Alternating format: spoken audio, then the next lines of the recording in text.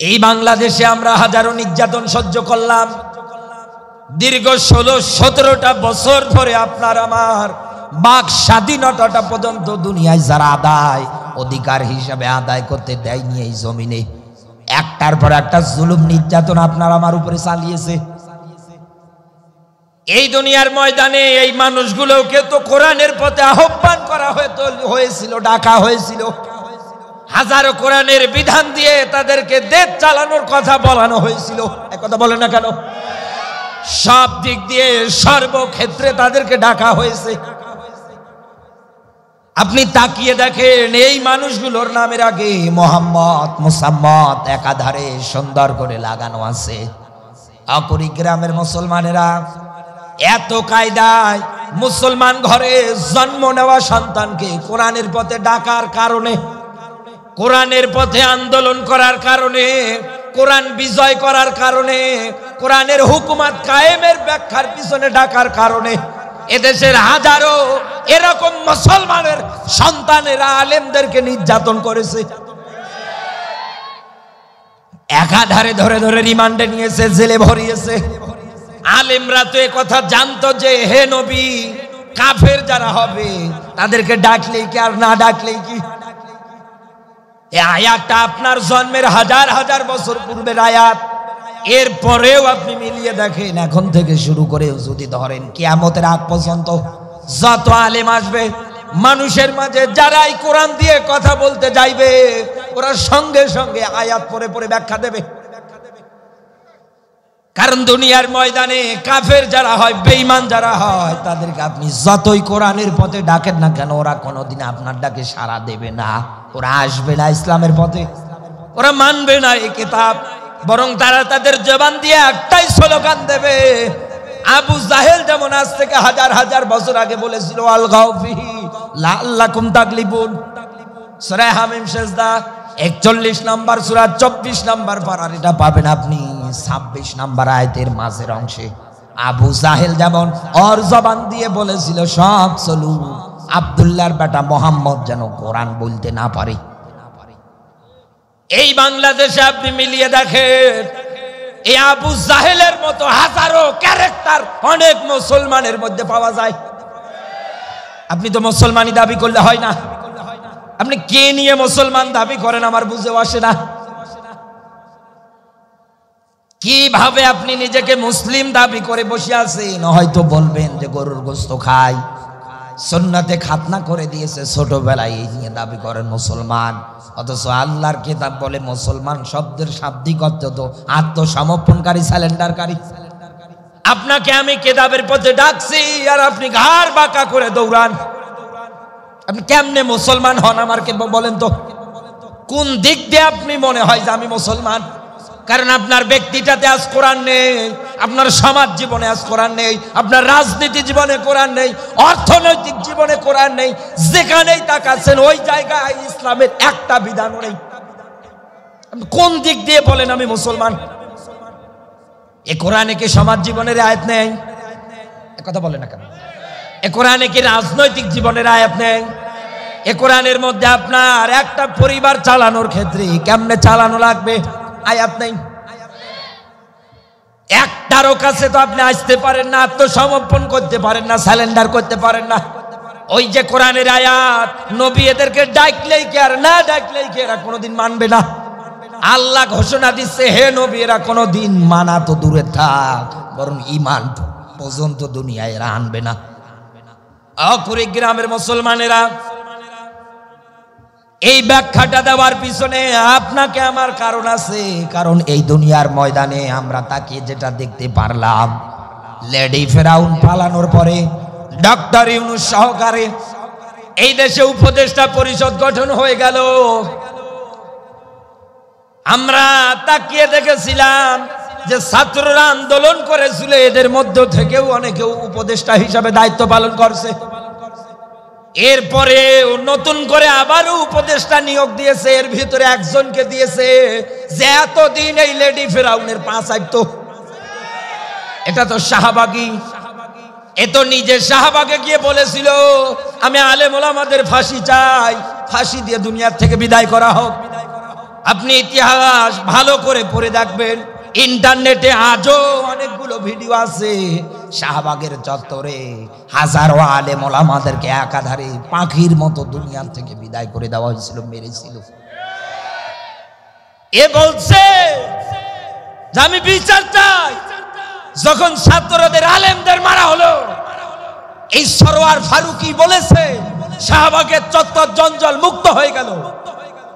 যেই লোকটার জবান দিয়ে এ কথা বের হতে পারে, এ ৯৬% মুসলমানের দেশে, ওকে উপদেষ্টা বানালো কে? আমার তো বুঝে আসে না। যেটা আলেম বিদ্বেষী, নিজের বউকে পর্যন্ত পর্দায় রাখতে পারে না, নাটকের বিখ্যাত একজন অভিনেত্রী, ওকে আজ এদেশে উপদেষ্টা বানানো হয় কেন? এদেশে কি ওনার চাইতে আলেম ওলামা জ্ঞানী মানুষ নেই? তাদেরকে কেন আপনি উপদেষ্টা বানান না? আর এগুলো নিয়োগ দেয় কে? এমন এমন লোকগুলোকে আপনি আজ উপদেষ্টার দায়িত্ব পালনে পাঠাচ্ছেন, যারা এতদিন এদের পাশে বলেছিল আল্লামা সাইদির ফাঁসি চান। যেই লোকটা রমজান মাস হলে উমরায় একাধারে থাকতো, ওই জায়গার মতো একটা জায়গার মধ্যে ইতিকাফে থাকতে, সেই লোকটাকে ফাঁসির জন্য এরা আবেদন করে, দুনিয়ার থেকে বিদায় করার জন্য চেষ্টা চালায়। আর এদেরকে বাংলার মাটিতে উপদেষ্টা বানানো হয়। এটা বড় দুঃখের বিষয়, এটা বড় কষ্টের বিষয়। এই দেশে আবু সাইদ কি এই জন্য জীবন দিয়েছিল? এদেশে মুগ্ধ ভাইকে এই জন্য জীবন দিয়েছিল? তাদের রক্তের সঙ্গে যারা বেঈমানি করে উপদেষ্টা নির্বাচন করেছে, সময় আছে এখনো তাকে বাতিল করে দেন। নতুবা এদেশের মানুষ যদি একবার খেপে যায়, পালানোর রাস্তা পর্যন্ত আপনারা পাবেন না। আমি বিশ্বাস নিয়ে বলছি, পালানোর রাস্তা পর্যন্ত আপনারা পাবেন না। এজন্য আগেই সতর্ক করা ভালো। কারণ ইসলাম বিদ্বেষী, কোরআন বিদ্বেষী মানুষদের ব্যাপারে আল্লাহর কোরআনের ব্যাখ্যা, অমাইয়াবতাকি গায়রুল ইসলামি দীনান ফালা ইউকবালা মিনহু। দুনিয়ায় ইসলাম বাদ দিয়ে, কোরআন বাদ দিয়ে বান্দা যেটাই করবে কবুল করবে না কে? আরো জোরে বলেন কে? একটাও আল্লাহ কবুল করবে না। আপনি রাজনীতিটাও তো ইসলাম বাদ দিয়ে করেছেন, মানুষের পাঁচ হেঁটেছেন, গোলামি করেছেন। আল্লাহর কোরআনের ব্যাখ্যা আপনার জীবন, জিন্দেগি, ইবাদত, বন্দেগি একটাও আল্লাহ কবুল করে না। আহুয়া ফিল আখিরাতি মিনাল খাসিরিন। আর এই লোকটা তো কিয়ামতে ক্ষতিগ্রস্তের কাতারে দাঁড়াবে। তাহলে এই লোকটার নেতৃত্ব কেন বাংলার মাটিতে আমরা মানব? এই লোকটাকে কেন আমরা ওই সম্মানিত একটা জায়গায় বসিয়ে অপমানিত করব? আপনি কেন তাকে ওই জায়গায় বসালেন? স্যার, বউয়ের কোন চরিত্র ঠিক নেই, বউ দিয়ে ব্যবসা করে খায়, নষ্ট চরিত্রার মধ্যে জাত তালিকা আছে, আপনি তাকে উপদেষ্টা হিসেবে বানান? বন্ধু, আপনি শহীদদের রক্তের সঙ্গে বেঈমানি করে, এ বাংলার মানুষ বরদাস্ত করবে না। ডক্টর ইউনূস সাহেব, আমার এই বক্তব্য হয়তো কালকে ইন্টারনেটে চলে যাবে। আমি ওনাকে আহ্বান করে বলছি, আপনি কোনো দিক দিয়ে যদি কোনো কিছুতে ভয় পান, এটা জাতির মাঝে বলেন যে আমি এই দিকগুলো ভয় পাচ্ছি। দেখবেন এদেশের ৬৪টা জেলার লক্ষ লক্ষ কোটি কোটি মানুষ আপনার পাশে দাঁড়াবে। কারণ এই দেশের মানুষেরা যে নির্যাতন সহ্য করেছে এতদিনে, এদেশের মানুষেরা এতদিনে যে জুলুম কষ্টের মধ্যে ছিল, সেটা আমরা এই লেডি ফেরাউন পালানোর পরে তার বাস্তব হাল চিত্র দেখেছি। আমি মনে হয় ভুল বলছি? রাগ করে, মন খারাপ করে? আমার বন্ধুরা, বিশ্ব নবী নবী মুহাম্মদুর রাসূলুল্লাহ সাল্লাল্লাহু আলাইহি ওয়াসাল্লামকে আল্লাহ পাক কোরআনে কারিমের আয়াত দিয়ে ডাক দিয়ে বলেছিলেন, হে নবী, এই দুনিয়ার ময়দানে আপনার নিকট আত্মীয় যারা আছে আপনি তাদেরকে সতর্ক করেন। সেই কথাটাই আল্লাহ পাক সূরা শুআরা ২১৪ নম্বর আয়াতে সুন্দর করে নাজিল করে দিয়েছেন। আল্লাহ পাক বলেন, ওয়া আনদির আশিরাতাকাল আকরাবিন। বলেন আল্লাহু আকবার। নবীজিকে আল্লাহ জানাচ্ছেন, হ্যাঁ নবী আপনি ভয় প্রদর্শন করেন, আপনি সতর্ক করেন। কাদেরকে করবেন? আকরবী, আপনার নিকটতম আত্মীয় যারা আছে এদেরকে ভয় দেখান। তার মানে নবীর ওয়ারিসরাই শুধু মানুষদেরকে ভয় দেখায়, নবীর ওয়ারিসরাই শুধু মানুষদেরকে ইসলামের পথে ডাকবে কিয়ামতের আগ পর্যন্ত। এই ব্যাখ্যাটা, এই তথ্যটা তো আমরা পেয়েছি বিশ্ব নবীর জীবনী থেকে আর রাসূলের হাদিস। আল উলামা ওয়ারাসাতুল আম্বিয়া, আমার পরে দুনিয়ায় নাইবে নবী তারা, দুনিয়ায় যারা আলেম। কথা বলে না কেন? এই দুনিয়ার ময়দানে আলেমদের ক্ষেত্রেও আবার ভাগ আছে। এমনও আলেম আমরা এদেশে তাকিয়ে দেখেছি, এতদিন বাতিলের পাশ সেটে সেটে ফতোয়া দেয় আপনি জান্নাতি মানুষ। বাতিলের পাশ সেটে সেটে এতদিনে হাজারো কর্মকাণ্ডের সঙ্গে ওদের সঙ্গে জড়িত হয়ে একাধারেও বিশাল দাবি করছে ডক্টর মাওলানা মুফতি। অথচ আল্লাহর কিতাব বলে এই দুনিয়ার ময়দানে আমার কিতাবের সত্য ব্যাখ্যা জানার পরেও কেউ যদি না মানে, গোপন করে, আল্লাহর কোরআনের ব্যাখ্যা, এই মানুষটা হচ্ছে সবচাইতে বড় জালেম। আমান আযযামু মিম্মান কাতামা শাহাদাতান ইনদাহু মিনাল্লাহ। সূরা বাকারার 140 নম্বর আয়াতের ব্যাখ্যা। আল্লাহ পাক বলেন ওই লোকটার চাইতে বড় জালেম আর কে আছে, যে কোরআনের হক কথাগুলো জানার পরে গোপন করে দেয়। গ্রামবাসী, বিবেকটা একটু আপনি খোলে। এতদিন আপনার দৃষ্টিতে কত আলেমকে আপনি দেখেছেন নবীর ওয়ারিস পরিচয় দিতে? 3-4 ঘন্টা একাধারে কোরআনের কথা জাতির মাঝে উপস্থাপন করে, তার জবান দিয়ে একটা কথাও দিন কায়েমের পক্ষে বের হয় না। এই কথা বলে, একটা বক্তব্য তার মুখ দিয়ে বের হয় না। এই জমিনের ময়দানে আল্লাহর কিতাবের বিধান দিয়ে সব জায়গা চলুক, অথচ নামের আগে মোহাম্মদ, মুসাম্মদ, বিশাল বড় ডক্টর, বিশাল বড় মুফতি মাওলানা।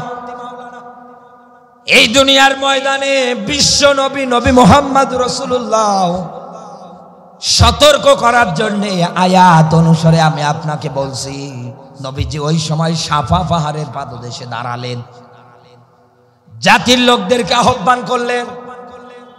একে একে হাজার হাজার মানুষ ওই জায়গার মধ্যে গিয়ে জমা হয়ে গেলেন। বিশ্ব নবী তাদের মাঝে ঘোষণা দিলেন, আমি আল্লাহর পক্ষ থেকে একজন নবী, একজন রাসূল। আমি আল্লাহর পক্ষ থেকে একজন নবী, একজন রাসূল তোমাদের ভীতি প্রদর্শন করাচ্ছি।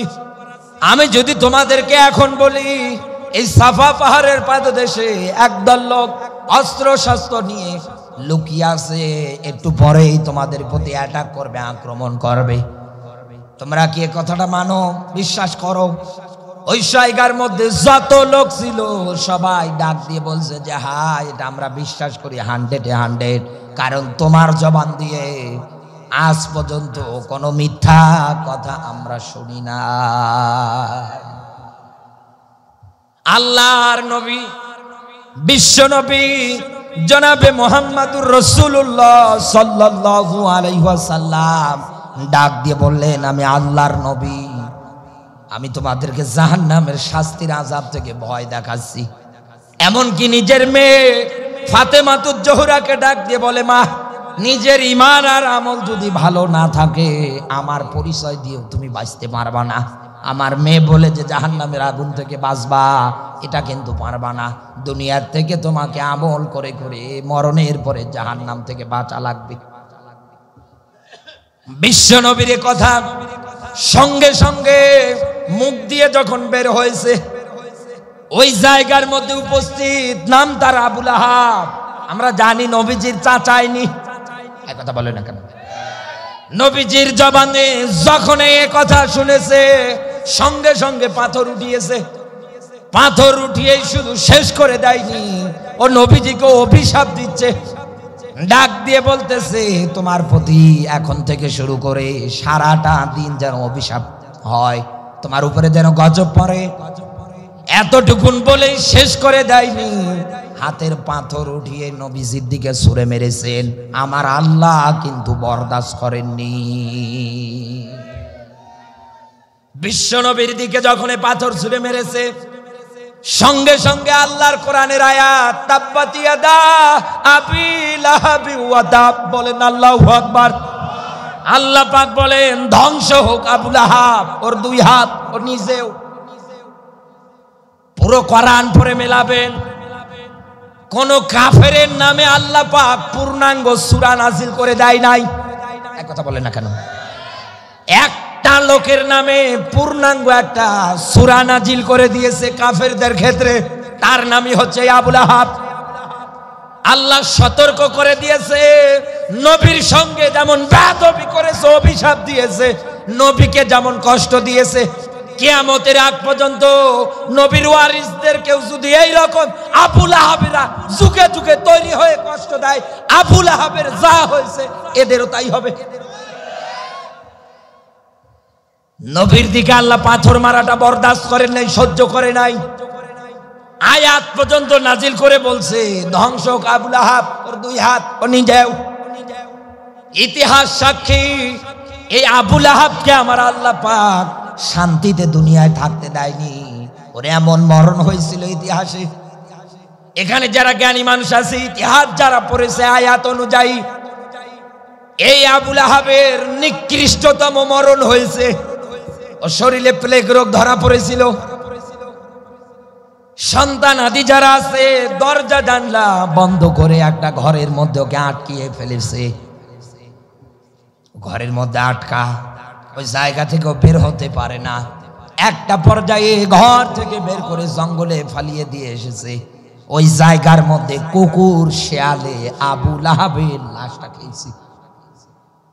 হিসাব করে মিলিয়ে দেখেন, বিশ্ব নবীর দিকে একদিক দিয়ে পাথর ছুঁড়ে মেরেছে, আরেক দিকে নবীজিকে অভিশাপ দিয়েছে। এটা সহ্য করেনি কে? আরো জোরে বলেন। এটা তখনকার আবু লাহাব করেছিল।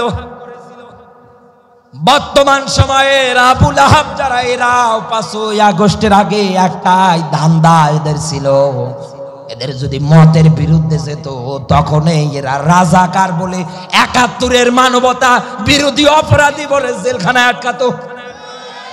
14টা বছর ইমানের পরীক্ষা দিয়েছে কোরআনের পাখি, শেষ পর্যন্ত তাকে আপনি ইনজেকশনের মাধ্যমে বিষ প্রয়োগ করে বিদায় করে দিলেন। আবু লাহাবের যা পরিণতি হয়েছিল ইতিহাস সাক্ষী, কোরআন সাক্ষী। নবীর ওয়ারিসদের সঙ্গে বেয়াদবি করলে আল্লাহ এটার বদলা নিয়েই ছাড়বে। হ্যাঁ, কথা বলে, আল্লাহ কি ছেড়ে দেবে? কোন দিন আল্লাহ আপনাকে ছেড়ে দেবে না। বিশ্ব নবী নবী মুহাম্মদুর রাসূলুল্লাহ সাল্লাল্লাহু আলাইহি ওয়াসাল্লামকে পাথর মারার কারণে ইতিহাসে পাথর মারারও 2টা ব্যাখ্যা এসেছে। কেউ বলেছে পাথর লেগেছিল নবীজির কপালে, কেউ বলেছে যেটা নবীজির কপালের মধ্যে পাথর লাগেনি, এই কারণে আল্লাহ পাক কোরআনের আয়াত পর্যন্ত নাযিল করে ওকে ধ্বংসের একটা বার্তা দিয়েছেন। এই আবু লাহাবের জীবনী থেকেও তো আপনাকে শিক্ষা নেওয়া যায়। নিজের আপন চাচা নবীজির এত কায়দায় চালিয়েছে, শুধু ও না, ও নিজের স্ত্রীটা পর্যন্ত, যার নাম এসেছে উম্মে জামিল, রসুল যে রাস্তা দিয়ে হাঁটতেন রাস্তায় কাঁটা পুঁতে পুঁতে রাখতেন।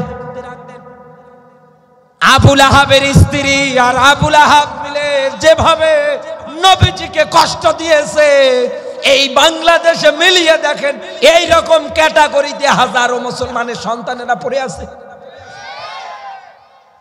আলেম দেখলেই আপনি টিটকারি মারেন, আলেম দেখলেই আপনি উল্টাপাল্টা ধারণা করেন। ইতিহাস সাক্ষী, পরের আয়াতে আল্লাহর ব্যাখ্যা, ওর ধন সম্পদ, ওর স্ত্রী সন্তান কোনটাই মরণের পরে কাজে আসবে না, একটাও কাজে আসবে না। এ ঘোষণা কার? আরো জোরে বলেন। আল্লাহ পাক বলেন, ওকে তো আমি আল্লাহ পাক প্রবেশ করাবো জাহান্নামের লেলিহীন শিখা, এই অগ্নিকণ্ডে। যে আগুনটা দুনিয়ার আগুনের চাইতে 70 গুণ উত্তপ্ত তাপমাত্রা বেশি। এখান থেকে আপনি সকালে গ্রীষ্মকালে যদি একটা মাঠে গিয়ে দাঁড়ান, বিজ্ঞান গবেষণা করে দিয়েছে আমাদের মাথার উপরে যে সূর্য, পৃথিবীর চাইতে এটা 13 লক্ষ গুণ বড়। এই তাপমাত্রা আছে সূর্যের মধ্যে 1,40,00,000 ডিগ্রি সেলসিয়াস। দুনিয়ার কোন মানুষ যদি লোহা গলাতে যায় সর্বোচ্চ 1500 ডিগ্রি তাপমাত্রা দিলে লোহাটা গলে পানি হয়ে যাবে।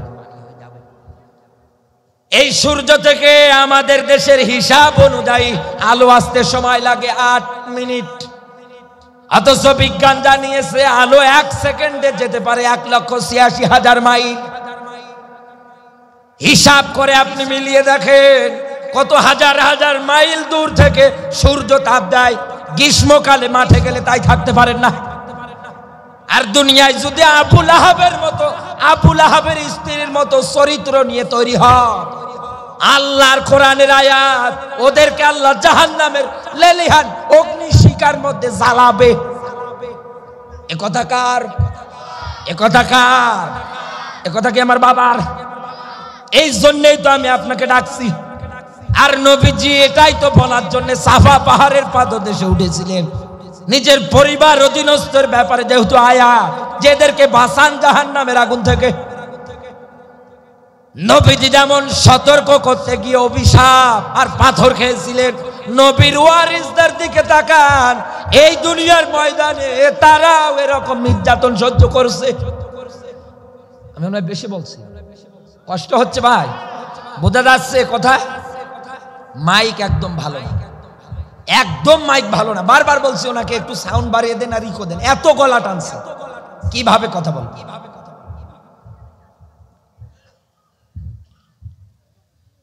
কুড়িগ্রামবাসী এদিকে তাকাবেন। আল্লাহ রাব্বুল আলামিন শুধু এতটুকুন ব্যাখ্যা দিয়ে আবু লাহাবের ব্যাপারে শেষ করে দেয়নি, তার স্ত্রীর ব্যাপারে শেষ করে দেয়নি।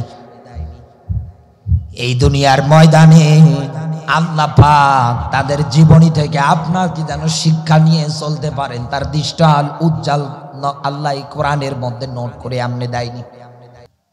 কুড়িগ্রামবাসী এদিকে তাকান। আবু লাহাবের নামে আল্লাহ পাক কোরআনে কারিমের মধ্যে সূরা দিয়ে এটাই আপনাকে আমাকে শিক্ষা দিতে চায় বান্দা। এই দুনিয়ার ময়দানে আবু লাহাব যেমন নবীর সঙ্গে বেঈমানি করেছিল, নবীর বিরোধিতা করেছিল, শত্রুতা করেছিল, যার কারণে আমার আল্লাহ পাক তার নামে একটা সূরা পর্যন্ত নাযিল করে দিয়ে জাতিকে সতর্ক করেছেন, দুনিয়ার ময়দানে আবু লাহাবের মতো চরিত্র যেন কারো না হয়, কেউ যেন তার দিকে পাথর মারার মনোভাবটাও তৈরি না করতে পারে। কারণ এই দুনিয়ায় এখন হয়তো আয়াত নাজিলের সিস্টেম নেই, যেহেতু নবুয়তের দরজা বন্ধ। একথা বলে না কেন? এখন কিন্তু আর আয়াত নাজিল হবে না। এখন দুনিয়ায় নবীর ওয়ারিসদের পিটালে, নবীর ওয়ারিসদের মারলে কিন্তু আয়াত নাজিল হবে না, হচ্ছেও না। কিয়ামতের আগ পর্যন্ত আয়াত নাজিল হওয়ার কোনো সুযোগও নেই। কিন্তু একটা আয়াত আমি আপনাকে বলছি, আল্লাহর কোরআনের ব্যাখ্যা, আলিয়াউমা নাকতিমু আলা আফওয়াহিহিম ওয়া তুকাল্লিমুনা আইদিহিম, সূরা ইয়াসিনের 65 নম্বর আয়াতটা বাড়ি গিয়ে মেলাবেন। আমার দৃষ্টিতে আয়াত পড়ার পরে যতটুকু মনে হয়েছে, আবু লাহাব নবীজির সঙ্গে যা করেছে, তাম দুনিয়াটা আপনি মিলিয়ে দেখেন, এই দেশে ওর উত্তরসূরিরা নবীর ওয়ারিসদের সঙ্গে এর চাইতে বেশি করছে। এই কথা বলে শুধু আয়াত নাজিল হয় না জন্যে, আল্লাহ তো নবুয়তের দরজা বন্ধ করে দিয়েছে এই জন্যে। কিন্তু আমার আল্লাহ পাকের জবাবটা কোরআনের মধ্যে নোট করে দিয়েছে না। আবু লাহাবের মতো আচরণ করে যে আপনি পার পেয়ে যাবেন তা কিন্তু না। আল্লাহর কোরআনের ব্যাখ্যা, আলিয়াউমা নাকতিমু আলা আফওয়াহিহিম, আল্লাহ পাক বলেন কিয়ামতের ময়দানে যেই দিন আমি আল্লাহ মানুষের মুখটা সেলাই করে দেব, মুখে মোহর মেরে দেব, অতুকাল্লিমুনা আইদিহিম, আল্লাহর সঙ্গে কথা বলবে তার এই হাত। কি কথা বলবে? আরো জোরে বলেন। এই হাত দিয়েই না আপনি আলেমের দাড়ি ধরে টেনেছিলেন, এই হাত দিয়েই না আপনি আলেম ওলামাদেরকে ঘাড় ধরে ধরে আপনি নিয়ে গিয়েছিলেন, এই হাত দিয়ে একটা কলমের সাইন দিয়ে হাজারো নিরপরাধ মানুষগুলোকে দোষী বানিয়েছেন। এই হাতের একটা সাইন দিয়ে নিরপরাধ হাজারো মানুষগুলোকে রাত 12টা 1 মিনিটে ফাঁসির দড়িতে আপনি ঝুলিয়েছেন। আল্লাহর ব্যাখ্যা, কিয়ামতের ময়দানে বান্দা যখন তোর মুখের মধ্যে আমি আল্লাহ মোহর মেরে দেব, আতুকাল্লিমুনা আইদিহিম, ওই দিন আমার সামনে দাঁড়িয়ে কথা বলবে তোর এই হাত ডাক দিয়ে বলবে আল্লাহ আমার দ্বারা এই কাজ করেছে, আমার দ্বারা এটা করেছে ওটা করেছে, লক্ষ লক্ষ টাকা জনগণের নামে এসেছে ত্রাণ আকারে গরিব দুঃখীদের বিলানোর জন্য, ও একটাও দেয়নি। এক কলমের খোসা দিয়ে নিজের বাবার মনে করে ব্যাংক অ্যাকাউন্টে ভরিয়েছে। ওই দিন লক্ষ লক্ষ মানুষদের সামনে আমার আল্লাহ আপনার চরিত্রটা উন্মুক্ত করে দেবে। এই হাত কথা বলবে, সাক্ষী দেবে। এই জন্য তো দুনিয়ায় আলেম ওলামারা নির্যাতন সহ্য করে, জেল, জরিমানা, হামলা, মামলা, বুলেট, এগুলো দুনিয়ায় তারা একাধারে সহ্য করে যায়। কারণ তাদের জানা আছে আলাইসাল্লাহু বিহাকামিল হাকিমিন, হাকিম হিসাবে, ন্যায় বিচারক হিসাবে একজন আছে। তিনি কে? আরো জোরে বলেন কে? তিনি তো বিচার করবে। তিনি আর বিচারের ক্ষেত্রে 2 টাকা কেউ ঘুষ দিতে পারবে না। তার বিচারের ক্ষেত্রে কেউ 10 টাকা, 20 টাকা, 20 লাখ, 50 লাখ, 1 কোটি, 10 কোটি, একটা টাকা ওই দিন ওজোর হিসাবে জানলা এই টাকাগুলো নেও, এই সম্পদগুলো নেও, আমাকে অন্তত বাঁচাও জাহান্নাম থেকে। আল্লাহ নেবে? নেবে? নেবে না তার ব্যাখ্যা কই? এই ব্যাপারে কোরআনী ব্যাখ্যা খুঁজতে গেলে আপনাকে যাওয়া লাগবে সূরা ইনফিতর 82 নম্বর সূরা 30 নম্বর পারার একেবারে শেষের আয়াত। আল্লাহ পাক বলেন কিয়ামতের ময়দান এমন একটা ময়দান, যেই ময়দানের মধ্যে আল্লাহর ঘোষণা, কারো কোনো কর্তৃত্ব, নেতৃত্ব, পাওয়ারগিরি, নেতাগিরি, সামসাগিরি কিছু চলবে না। ইয়াউমা লা তামলিকু নাফসুন লিনাফসিন শাইআ ওয়াল আমরু ইয়াউমা ইযিল লিল্লাহ। বলেন আল্লাহু আকবার। আল্লাহ পাক বলেন কিয়ামতের ময়দান এমন একটা ময়দান, যেই ময়দানের মধ্যে কারো কোনো পাওয়ারগিরি, নেতাগিরি, সামসাগিরি কিচ্ছু চলবে না। আমি আল্লাহ যাকে কথা বলার, সুপারিশ করার অনুমতি দিব শুধু তার, এবার দিয়ে কারো কিছু চলবে না। এখন একটাবার চিন্তা ভাবনা করেন তো, কিয়ামতে তো ঘুষ চলে না, কে কোন দলের লোক এটাও চলে না, একথা বলে না কেন? এখন আপনার এই হাত দিয়ে আপনি এই জায়গাতে স্মরণ করেন তো, এই হাত দিয়ে আপনি কত খারাপ খারাপ কাজ জমিনে চালিয়েছেন। এই হাত তো আপনার বিরুদ্ধে, এই হাত বিরুদ্ধে কিয়ামতের ময়দানে আপনার বিরুদ্ধে বাদী হয়ে আল্লাহর কাছে সব বর্ণনা করবে। আপনাকে তো এই জন্য আমি ডাকছি বন্ধু দিনের পথে। কি করেন আপনি? দুনিয়ায় আলেম ওলামা দেখলে, নবীর ওয়ারিসদের দেখলে সম্মান করেন, শ্রদ্ধা করেন, ভালোবাসেন, মহব্বত করেন, কিন্তু না, আপনার এই হাত দিয়েই তো মিথ্যা মামলা সাজিয়েছেন আপনি।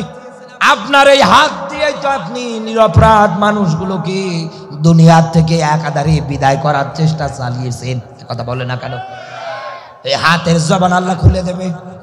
ওই দিন মালিককে ডাক দিয়ে বলবেন, মালিক আমার মুখের এই মোহরটা একটু খুলে দাও, আমি আমার হাতের সঙ্গে একটু কথা বলতে চাই। ওই দিন হাতকে ডাক দিয়ে বলবেন, হাত রে, তোর জন্য দুনিয়ায় কি না করলাম আমি। এক জায়গায় যদি ব্যথা পেতি, সঙ্গে সঙ্গে এটাকে ভালো করার জন্যে হাজার হাজার টাকা খরচ করে করে আমি ঔষধপাতি পর্যন্ত কিনে কিনে খেয়েছি। এক ডাক্তার দিয়ে না হলে আমি আর একটা ডাক্তারের কাছে পর্যন্ত গিয়েছি, কিন্তু তুই আজকে আমার বিরুদ্ধে সাক্ষী দিয়ে দিলি। এতটুকুনি না, আপনার জবানে যখন মোহর মারা থাকবে, আপনার পাগুলো পর্যন্ত আল্লাহর কাছে আপনার বিরুদ্ধে ওই দিন সাক্ষী দেবে। কারণ পরের আয়াত, অতুকাল্লিমুনা আইদিহিম ওয়া তাশহাদু আরজুলুহুম, জুলুহুম মানে হচ্ছে এই পা। এই পা দিয়ে হেঁটে হেঁটে আপনি কোরআনের মাহফিল বন্ধ করেছেন। এই কথা বলে, এই পা দিয়ে হেঁটে হেঁটে আপনি হাজারো মানুষকে দুনিয়ার থেকে বিদায় করার পরিকল্পনা চালিয়েছেন। এই পা দিয়ে হেঁটে হেঁটে আপনি কোরআনের ময়দানে এসেছিলেন, কিন্তু কোরআনের কথাগুলো না শুনে নিজের দলের বিরুদ্ধে যাওয়ার কারণে হেঁটে হেঁটে আবার বাড়ি গিয়েছেন। এই পা দিয়েই তো আপনি হেঁটে এসে বক্তার কাছে এসে মাইক ফালিয়ে দিয়েছেন হক কথাগুলো বলার কারণে। সব দাপট মশান আপনার শেষ হয়ে যাবে। আপনি এত ইজিলি মনে করেন যে জান্নাত আমি যাবই, এত সহজ না। কোনোভাবেই আপনি মিলিয়ে দেখেন, আপনি হাতের সাক্ষীতে ধরা খাচ্ছেন, পায়ের সাক্ষীতে ধরা খাচ্ছেন, চোখের সাক্ষীতে ধরা খাচ্ছেন, এক কথা বলে না কেন? যেখানেই তাকাচ্ছেন ওই জায়গার মধ্যে আপনি ধরা খাওয়ার তালিকার মধ্যে পড়ে যাচ্ছেন। এই জন্য আমি আপনাকে আহ্বান করে যাই, এতদিন আপনি কি করেছেন জানি না, আজকের পর থেকে আপনাকে আমি বলছি আপনি তিনটা জিনিস মনে করেন। এক নম্বরে, এই হাত দিয়ে যত অপরাধ করেছেন আজকে থেকে সব স্বীকার করেন আল্লাহর কাছে। এই পা দিয়ে হেঁটে হেঁটে যত অপরাধের জায়গায় গিয়েছেন আল্লাহর কাছে স্বীকার করেন, কান্নাকাটি করেন, মাপ চান আমার আল্লাহর কাছে। এরকম পা, এরকম চোখ, এরকম কান, এরকম যত অঙ্গ প্রত্যঙ্গ আছে সবগুলো তো মালিক আপনাকে দিয়েছিল। এগুলো আপনি ইসলামের পথে, কোরআনের পথে তো একটাও কাজে লাগালেন না। আজকেই আপনার জীবনের এই অপরাধগুলোর কথা আপনি স্মরণ করে কান্না করেন, আল্লাহর কাছে স্বীকার করেন, আল্লাহ আমি হাত দিয়ে এটা করেছি, আমি আমার পা দিয়ে এটা করেছি, আমার কলবের মধ্যে আমি এই চিন্তা এনেছিলাম, আমার চোখ দিয়ে আমি এ করেছি।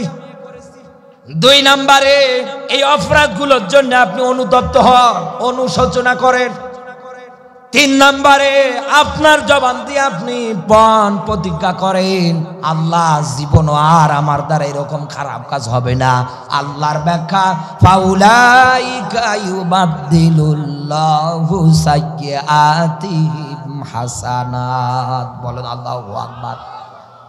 আল্লাহ পাক বলেন, এই তিনটা কোয়ালিটি মেনটেন করে যারা আমার পথে ফিরে আসতে পারে, আল্লাহ পাক বলেন ওদের অতীত জীবনের অপরাধগুলো আমি আল্লাহ নেকি দিয়ে বদলিয়ে দেই। এই মানুষগুলোর ব্যাপারে ঘোষণা কার? আরো জোরে বলেন। এই জন্য আমি আপনাকে বলতেছিলাম বন্ধু, দুনিয়ার ময়দানে বিশ্ব নবীকে কষ্ট দেওয়ার কারণে, বিশ্ব নবীর বিরুদ্ধাচারণ করার কারণে আবু লাহাবকে যদি আল্লাহ ছাড় না দেয়, তিনি তো নিজের চাচা ছিলেন, এরপরে শুধু বিরুদ্ধাচারণ করার কারণে আল্লাহ যদি ছাড় না দেয়, সেই নবীর ওয়ারিসদের সঙ্গে আপনিও যদি খারাপ আচরণ করেন, আল্লাহ মনে ছেড়ে দেবে? হ্যাঁ, আল্লাহ আপনাকে ছাড়বে? আপনি কত চক্রান্ত চালিয়েছেন একাধারে, কত চেষ্টা চালিয়েছেন আপনি একাধারে, নবীর ওয়ারিসদের দেখলেই আপনার মনের মধ্যে রাগ তৈরি হয়ে যায়। আমি গাড়িতে আসার সময় একাধারে কোরআন এবং হাদিসের আলোকে আমি ঘেটে ঘেটে দেখলাম, এই দুনিয়ার ময়দানে আবু লাহাব কে আমার আল্লাহ পাক দুনিয়া থেকে ধ্বংস করার, নির্মূল করার কারণ হচ্ছে চারটা। কয়টা?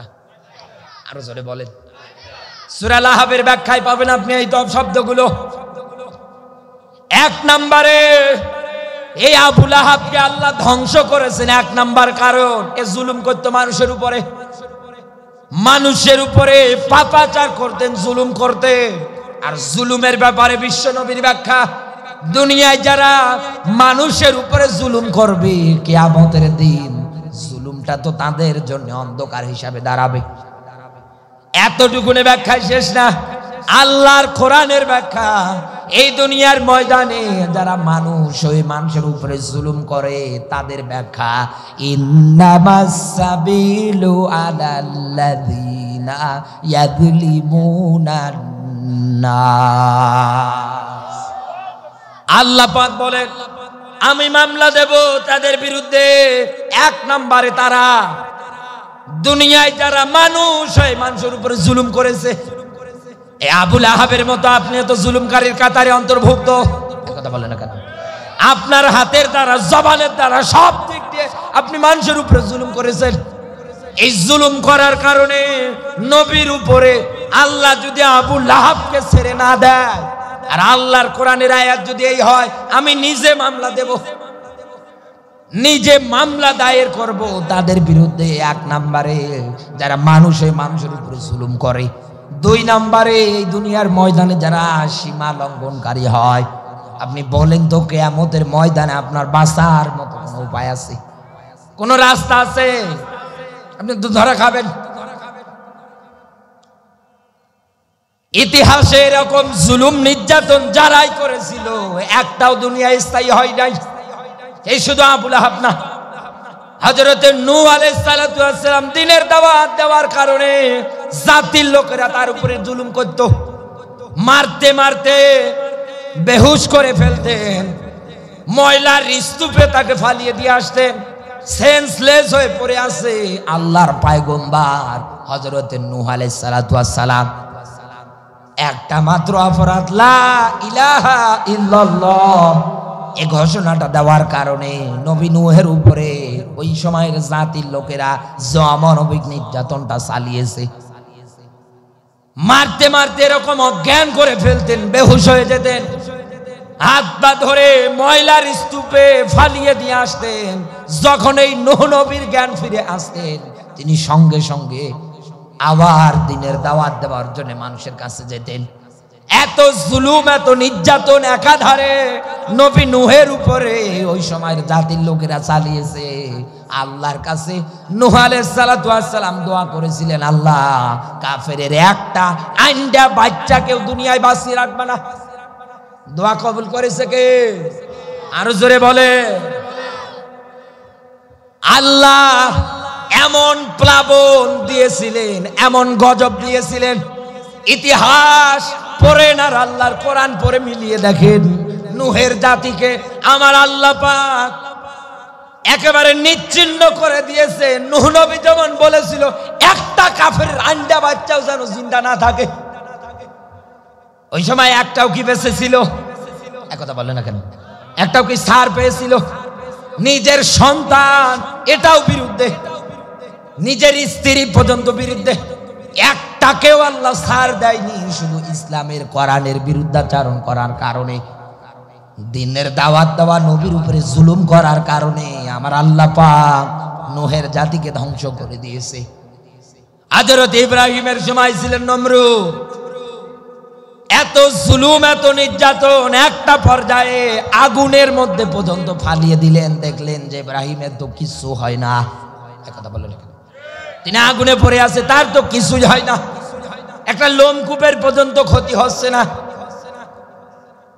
আমার আল্লাহ কিন্তু এই নমরুদকে ছেড়ে দেয়নি, একটা অসুস্থ ল্যাংড়া মশা দিয়ে ইতিহাস থেকে মুছে ফেলেছে, এর নাম। এই কথা বলে। এরপরে আসেন ফিরাউন। এই ফিরাউন নবী মুসার উপরে কি জুলুম নির্যাতনটাই না চালিয়েছে।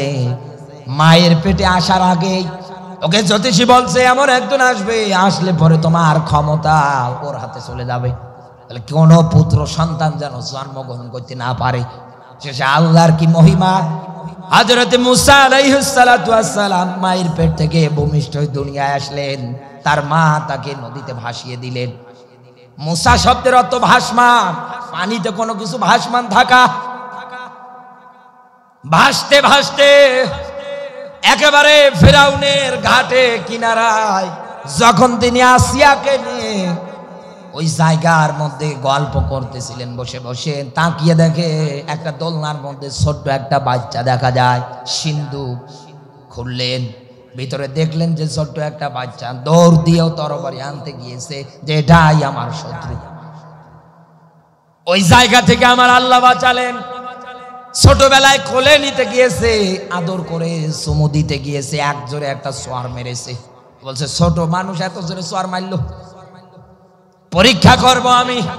একদিকে স্বর্ণ দিলে আরেক দিকে অগ্নিকুণ্ড দিল। হযরতে মুসা আলাইহিস সালাতু ওয়াস সালাম অগ্নিকুণ্ডের দিকে গেলেন, স্বর্ণের দিকে গেলেন না।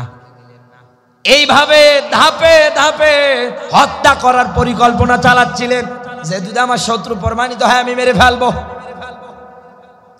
একটা পর্যায়ে দ্বীনের দাওয়াত দেওয়ার কারণে নবী মুসার উপরে নির্যাতন চালাতে লাগলেন। ওই জায়গা ছেড়ে পর্যন্ত তিনি মাদাইন চলে গেলেন। মাদাইন থেকে ফিরলেন বউ বাচ্চা সহকারে। দিনের দাওয়াত আবার দিতে শুরু করলেন। আমার আল্লাহ পাক নবী মুসার উপরে ওহী করে দিলেন, স্পষ্ট জাত নিদর্শন দিয়েছে, নিয়ে চলে দাও ফেরাউনের কাছে। দিনের দাওয়াত দিতে শুরু করলেন। ফেরাউন দেখার পরে বলছে, এগুলো তো জাদু, আর জাদুর জবাব আমি জাদু দিয়ে দেব। লম্বা ঘটনা আমি সংক্ষেপ করে বলছি। যেই দিন ফেরাউন মুসা নবী এবং তার দলবলকে পিছন থেকে তাড়া করতে লাগলেন, সামনে এসে তাকিয়ে দেখলেন নীল নদ। মুসার অনুসারীরা ডাক দিয়ে বলছে, আমরা তো ধরা খেয়ে গেলাম, আমরা তো পাকড়াও হয়ে গেলাম। নবী মুসা ডাক দিয়ে বলছে, কাল্লা, কখনো না। সুবহানাল্লাহ বলতে পারেন? কখনো না, আমরা ধরা খেলাম না। আমাদের মালিক একজন আছে, তিনি আমাদের পথ দেখাবে। পাত্রা এলো, হাতের লাঠি দিয়ে নদীর মধ্যে আঘাত করেন। রাস্তা বানিয়ে দেওয়ার দায়িত্ব আমি আল্লাহ।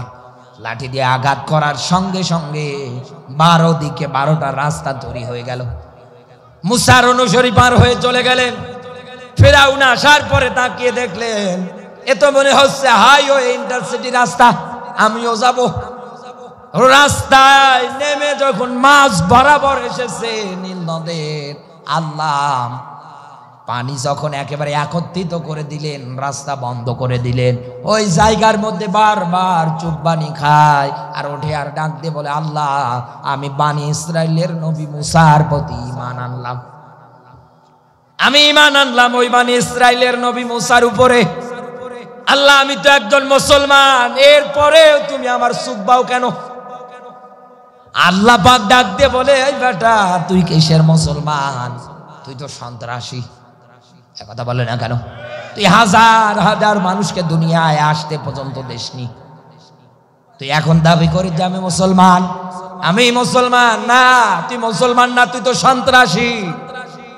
এই জন্য আল্লাহর ব্যাখ্যা, এই দুনিয়ার ময়দানে কোনো মানুষ যদি ইসলামের পথে, কোরআনের পথে ফিরে আসতে চায়, ওকে মরণের আগেই ফিরে আসা লাগবে। কথা বলে না কেন? এক সাপ আর ব্যাং দুইজনে রাস্তা দিয়ে যাচ্ছেন। আমরা সবাই জানি ব্যাং লাফিয়ে লাফিয়ে যায় আর সাপ আঁকা বাঁকা হয়ে যায়। হাঁটতে হাঁটতে ব্যাং ডাক দিয়ে বলে, ভাই সাপ, তোমার একটা জাতিগত বদ অভ্যাস আমার খুব খারাপ লাগে। বলে, কি খারাপ? বলছে, এই যে তুমি চলার ক্ষেত্রে আঁকা বাঁকা হয়ে চলো, সোজা হয়ে চলতে পারো না। সাপের মেজাজ গরম, বেটা আমার দিকে দেখো, নিজেও তো কোনোদিন মাটি দিয়ে ভালো করে যেতে পারছো না, আবার আমারই বলো লাফিয়ে লাফিয়ে যাও। দুইজনের মাঝে গন্ডগোল। ব্যাংকে তাড়া করেছে, অ্যাটাক করবে, আক্রমণ করবে, মেরেই ফেলবে। ব্যাংক জীবন বাঁচানোর তাগিদে লাফ দিয়ে দিয়ে একটা পুকুরের মধ্যে গিয়ে আশ্রয় নিয়েছে। পানির নিচে গর্ত আছে, ওই গর্তে ব্যাংক ঢুকে আছে, আর উপরে সাপ দাঁড়িয়ে ফ করে আওয়াজ দিচ্ছে। এক রাখাল গরু সারিয়ে যাচ্ছে রাস্তা দিয়ে, তাকিয়ে দেখছে সাপ একেবারে আচ্ছা মারা মেরে সোজা করে রেখেছে। ব্যাংক পানির থেকে ওঠার পরে ডাক দিয়ে বলছে, বন্ধু, তোরে কত করে বললাম সোজা হয়ে চল, তুই তো শুনলি না। মরার পরে তো তুমি ঠিকই সোজা হয়ে গেলে। এতদিন আপনি এইরকম আঁকা বাঁকা পথে আছেন। আলেম ওলামা ডাকছে আপনাকে তাওবার পথে ফিরে আসার জন্য। না, আপনি সেই ফেরাউনি কর্মকাণ্ড, আবু লাহাবের কর্মকাণ্ড, নমরুদের কর্মকাণ্ড একাধারে আপনার অন্তরে, আপনার জীবনে আপনি লালন পালন করে যাচ্ছেন। অথচ যেই দিন মারা যাবেন, এই হুজুরেরা গিয়েই আপনাকে টান দিয়ে সোজা করে ফেলবে। আর ওই দিন সোজা হয়ে কোনো লাভ নেই। কারণ আল্লাহর ব্যাখ্যা, ওয়ানিবু ইলা রাব্বিকুম, এই দুনিয়ার ময়দানে রবের পথে ফিরে আসা লাগবে আপনাকে মরণ আসার আগেই। মরণ আসার, আর জোরে বলে, মরণ আসার আগেই আসা লাগবে আপনাকে। আয়াতি আহাদাকুমুল মাউত, মরণ আসার আগেই আপনাকে রবের পথে ফিরে আসা লাগবে। কিন্তু বাংলাদেশের সিস্টেম আলাদা। এই কুড়িগ্রামে আছে কিনা জানি না, এতদিন ইসলামের বিরুদ্ধে, কোরআনের বিরুদ্ধে, হুজুরদের বিরুদ্ধে কথা বলে মারা যায়। ওর কাছে যখন আজরাইল আসে, ও আজরাইল দেখে ফিট খেয়েছে। ওই সময়ে কত মানুষ গিয়ে ওর কানের কাছে গিয়ে মুখ নিয়ে ডাক দিয়ে বলে, আস্তাগফিরুল্লাহ, আস্তাগফিরুল্লাহ। তার মানে তাওবা পড়াচ্ছে। এক কথা বলেন, তাওবা পড়াচ্ছে না? ওই জায়গার মধ্যে গিয়ে কানে কানে কালমা তালকিন দিচ্ছে। ফিরাউনের তাওবা মরণের সময় আল্লাহ যদি কবুল না করে বলে তুই বেটা তুই তো সন্ত্রাসী, আপনার তাওবা কবুল হবে? মরণের সময় তাওবা কবুল হচ্ছে না, হবে না, হয় না। যদি আপনার তাওবা আল্লাহ কবুল করে তাহলে ফিরাউনেরটাও করা লাগবে। এই কথা বলে, ফিরাউনের কি তাওবা কবুল হবে? ওকে কি আল্লাহ জান্নাতে দেবে? আমার আল্লাহ পাক তো আজও ওকে ওই নীল নদে চুব্বানোর পরে যখন ওর দেহ থেকে প্রাণ পাখিটা বের হয়ে চলে গিয়েছে, ওর দেহটাকে আমার আল্লাহ পাক তো আজও শুটকি বানিয়ে রেখেছে। আপনি যান মিশরে, গিয়ে দেখবেন ফিরাউন ওই জায়গার মধ্যে শুয়ে আছে একেবারে শুটকির মতো, ও শরীরে কোনো পচনও ধরছে না। আমার আল্লাহ ওকে শুটকি বানিয়ে রেখেছে। এই জন্যে আল্লাহর কোরআনের ব্যাখ্যা কুল সিরু ফিলার ফানজুর কাইফা কানা আকিবাতুল মুকাদ্দিবিন। আল্লাহ পাক বলেন বান্দা তুই আমার জমিন ভ্রমণ কর আর দেখ দুনিয়ায় এরকম আমার সত্যের অবিশ্বাসকারী দুনিয়ায় যারা হয়েছিল, দুনিয়ায় যারা কাফের হয়েছিল, বেঈমান হয়েছিল, দেখ আমি আল্লাহ তাদের সঙ্গে কি আচরণ করেছি। এই কথা বলে আমরা সবাই জানি আমাদের দেশের একজন মিনি ফিরাউন ছিল। ওনার বানানো আয়না ঘরগুলো রেখে দেওয়া দরকার। এই কথা বলে এগুলো আরো সুন্দর করে ভালো করে রেখে দেওয়া দরকার। আর এই দেশের 64 জেলার মানুষকে ওই জায়গাগুলোতে ভ্রমণ করানো দরকার। এটা রাষ্ট্রপক্ষ থেকে দরকার। কারণ দেশের 64 জেলার মানুষ দেখুক ব্যারিস্টার আরমান আজমির মতো মানুষদেরকে আয়না ঘর মতো জায়গার মধ্যে 8 বছর আটকে রেখেছিল এই ফেরাউন। একাধারে এরকম হাজারো মানুষকে নির্যাতন করেছে যারা দিনের আলো পর্যন্ত দেখতে পেত না, সব সময় অন্ধকার আচ্ছন্ন একটা জায়গায় 8 বছর একাধারে আপনি কাটিয়ে রেখেছেন একটা মানুষকে। নামাজ পড়তে পারত না, আজান শুনতে দেওয়া হতো না, মেয়েদের অশ্লীল হাজারো গান বাজনা তাদের কর্ণ কহরে আপনি পৌঁছিয়ে পর্যন্ত দিয়েছেন। নামাজের টাইম যখন হতো কি নির্যাতনটা আপনি করেছেন। এরপরেও আপনার জবান দিয়ে আপনি বলেন আমি কি করেছি। তুই কি করিস না? তুই এদেশের মানুষের সঙ্গে যা করেছিস, কোরআন হাতে নিয়ে বলছি ভবিষ্যতে আওয়ামী লীগ বলতে কোন দল কোন শব্দ বাংলার মাটিতে থাকবে না। আর এটার পক্ষে যারা দালালি করবে জুতো মেরে সোজা করা হবে। এই মানুষগুলো কি করেছিল আপনার কাছে? এই মানুষগুলো আপনার কি করেছিল, কি ক্ষতি করেছিল? একটাই মাত্র অপরাধ, রব্বুন আল্লাহ। দুনিয়ায় ঘোষণা দিয়েছিল আমার রবকে। আরো জোরে বলেন কে? আল্লাহ। আল্লাহর ব্যাখ্যা বলছি, এদিকে তাকান। সূরা হাস 22 নম্বর সূরা 17 নম্বর পারার 39-40 নম্বর আয়াত। এখানে হাফেজ আলেম আছে যারা জিজ্ঞাসা করেন, বিশ্ব নবীর সময়ে নবী সহকারে নবীর সাহাবীরা যারা ঈমানের প্রতি অবিচল ছিল, টিকে ছিল, ঈমানের ঘোষণা দিয়েছিল রব্বুন আল্লাহ, তাদেরকে অন্যায় ভাবে কাফের বেঈমান যারা ছিল ঘর থেকে বের করে দিয়েছে। এক কথা বলে না কেন?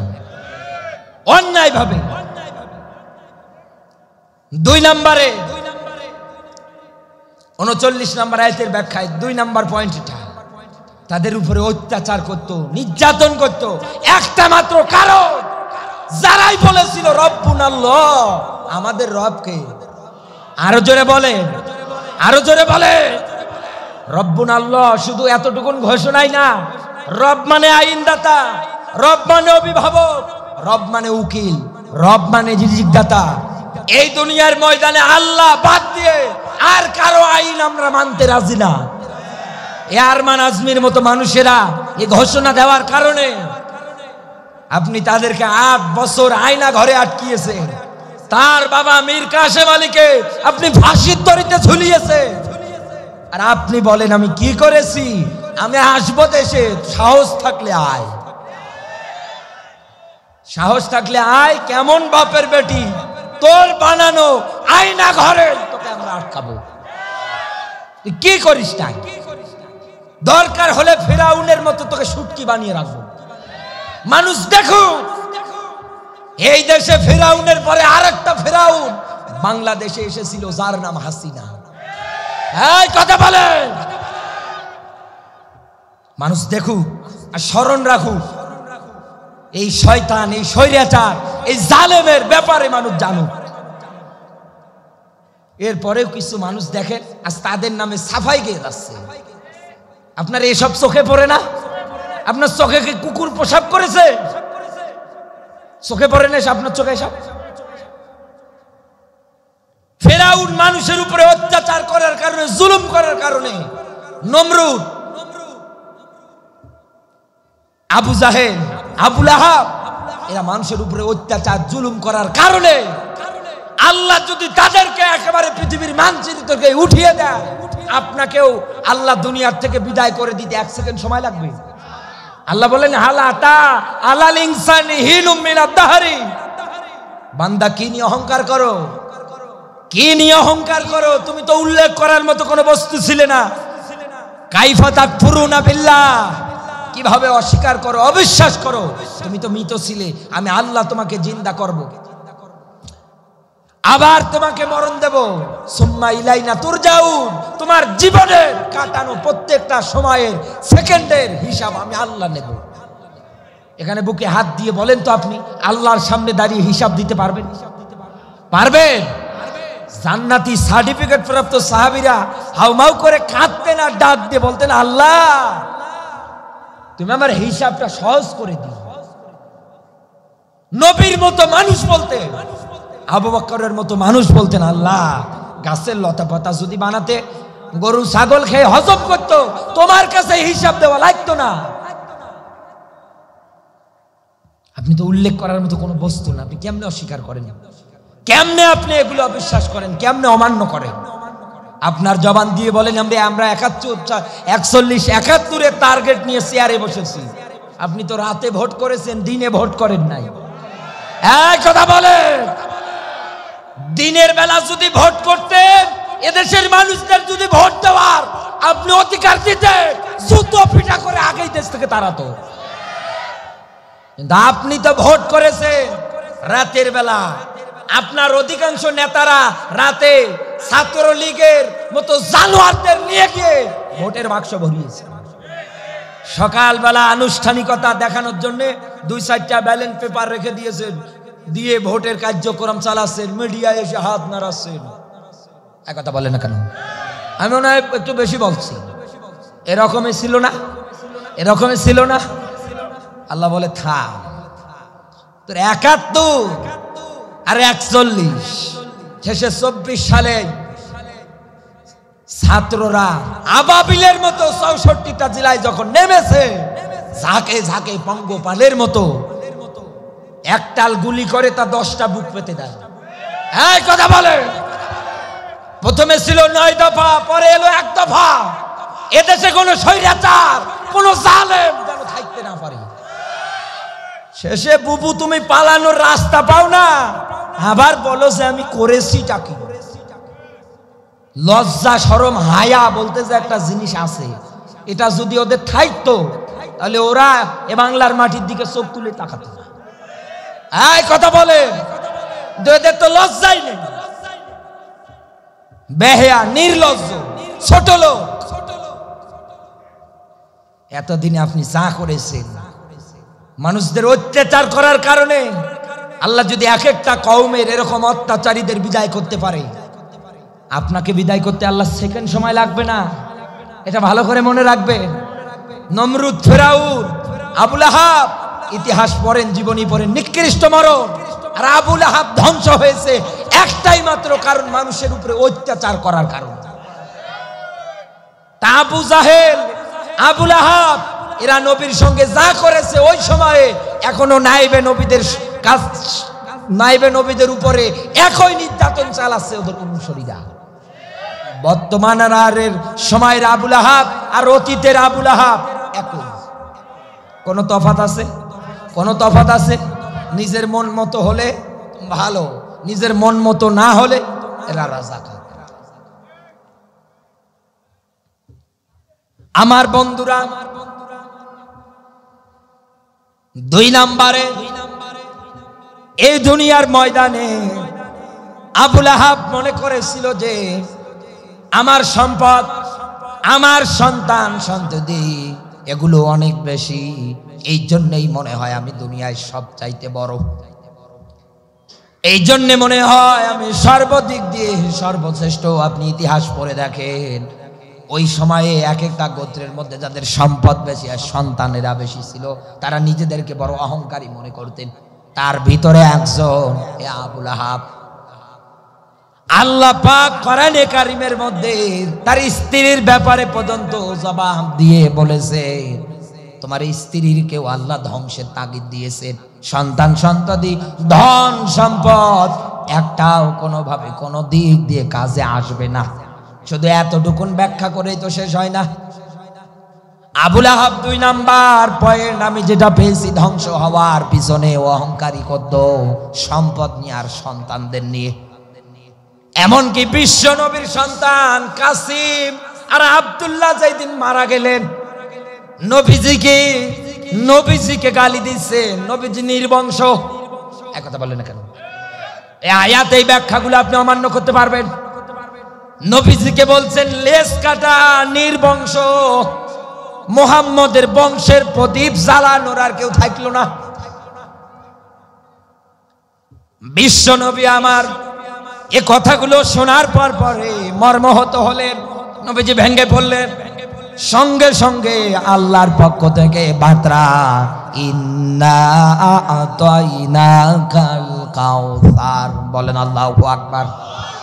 হে নবী, নিশ্চয় আমি আল্লাহ আপনাকে দান করেছি হাউজে কাউসার। সুবহানাল্লাহ বলতে পারেন না? এই কাউসারের ব্যাখ্যা পড়তে গিয়ে আমি একটা পয়েন্ট পেয়েছি। বিশ্ব নবীকে আমার আল্লাহ পাক ডাক দিয়ে বলেছে, হে নবী, এই দুনিয়ার ময়দানে কিয়ামতের আগ পর্যন্ত আপনার উম্মতদের মধ্যে এমন এমন মানুষ তৈরি হবে, আপনার অনুসারী এমন এমন তৈরি হবে, এই দুনিয়ার ময়দানে এই আবু লাহাবের মতো, আবু জাহেলের মতো কাফের যারা আছে, এদের মতো যারাই দুনিয়ায় আপনার মান শান নিয়ে প্রশ্ন তুলবে, খাটো করার চিন্তা ভাবনা করবে, আপনার উম্মতের মধ্যে এমনও এক দল অনুসারী আমি আল্লাহ তৈরি করব, ওরা জীবন দেবে, তারপরেও আপনার মান অপমান সহ্য করবে না। ওরা হাসতে হাসতে জীবন বিলাবে, পরিবারের মায়া পর্যন্ত করবে না। ওদের একটাই দাবি, মুহাম্মাদুর রাসূলুল্লাহ সাল্লাল্লাহু আলাইহি ওয়াসাল্লাম আমাদের কলিজার টুকরা। তার জন্য যদি জীবন বিলাতে হয়, তার সম্মানের ক্ষেত্রে, তার সম্মান বাস্তবায়নের ক্ষেত্রে, তার আদর্শ বাস্তবায়নের ক্ষেত্রে নবী হাসতে হাসতে জীবন দেবে, এরপরেও বাতিলের কাছে আপোষ করবে না। এই হাউজে কাউসার আল্লাহ দেবে তাদের। ফাসাল্লিলি রাব্বিকা ওয়ানহার। এক নম্বরে এই দুনিয়ার ময়দানে যারা নামাজ পড়ে, কোরআনে একটা জায়গার একটা শব্দ নামাজ পড়ার ব্যাপারে, আর বাকি 82 জায়গায় আল্লাহ তাগিদ দিয়েছে, আকামুস সালাহ, নামাজ কায়েম করো, দাঁড় করাও। একটা জায়গায় শুধু আল্লাহ তাগিদ দিয়েছে নামাজ পড়ার ব্যাপারে পুরো কোরআনে, বাকি 82 জায়গায় কায়েমের কথা বলেছেন। এরপরে আল্লাহর ব্যাখ্যা, ওয়ানহার, নাহারের অর্থ হচ্ছে কুরবানি দেওয়া। রবের নামে আজ দুনিয়ায় যারা কোরবানি করে, এখানে কোরবানি বলতে আপনি কি বুঝলেন? শুধু ওই গরু ঈদের সময় নিয়ে এসে জবাই করে দেওয়ার নাম কোরবানি না।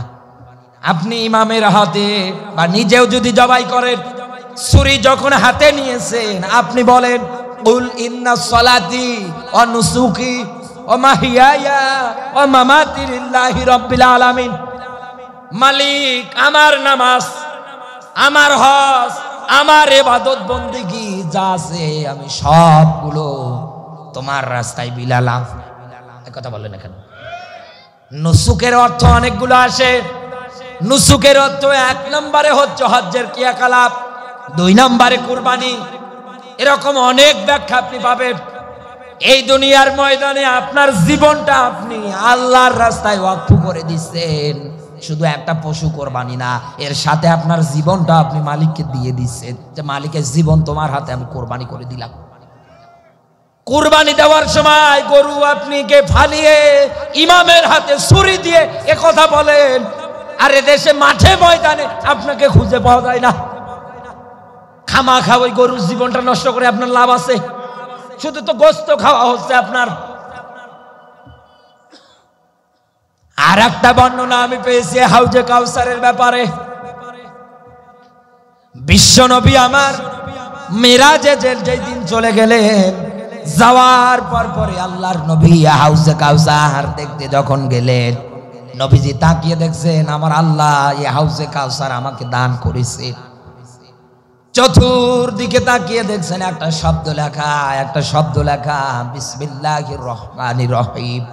এই শব্দটা চতুর্দিকে সুন্দর করে লেখা। আল্লাহর নবী ডাক দিয়ে বললেন, মালিক চতুর্দিকে বিসমিল্লাহির রহমানির রহিম এই শব্দটা লেখা কেন?